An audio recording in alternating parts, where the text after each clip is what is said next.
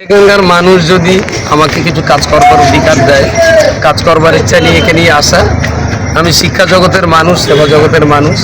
Politics করতে হবে জীবনে আমি কখনো মনে করিনি, কিন্তু দেশ আর রাজ্যের বিচ্ছিন্নতা, ধর্মীয় অসহিষ্ণুতা এক চূড়ান্ত জায়গায় পৌঁছে যাওয়ার কারণে আমার মনে হয়েছে এই সমস্ত পরিস্থিতির মোকাবেলা করতে গেলে কোনো না কোনো একটা পলিটিক্সের ছত্রছায়া আসা উচিত। সব দল যেখানে কেউ হিন্দুর কথা বলে, কেউ মুসলমানের কথা বলে, কেউ খ্রিস্টানের কথা বলে, আমার ভালো লেগেছে মমতা ব্যানার্জি, অভিষেকজি এনারা সব মানুষকে নিয়ে চলার কথা বলেন, তাই আমার ভালো লেগেছে তাদেরকে নিয়েই পথ চলা।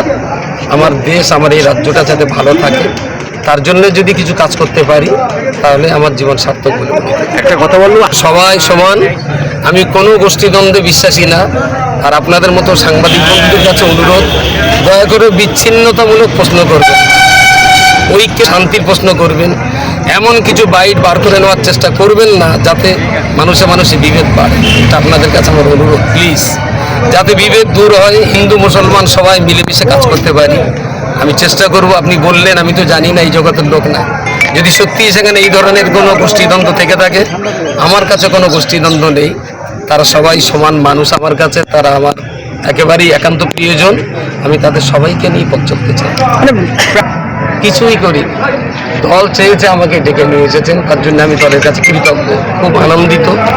যদি আমি দল বিশ্বাস করেছেন, যখন দলের বিশ্বাসের সাথে যদি বিশ্বাসঘাতকতা, চরম বেইমানি করা, আর পরে জেতা সেটা নির্ভর করবে এলাকার মানুষের উপরে।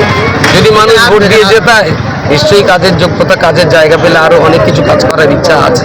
জেতার ব্যাপারে আপনি আশাবাদী? দেখুন, যারা ভোটে লড়ে সবাই তো আশাবাদী থাকেই থাকে, আর আমি একটু বেশি আশাবাদী, কারণ আমি মানুষের ক্ষতি কখনো করিনি, চেষ্টা করেছি।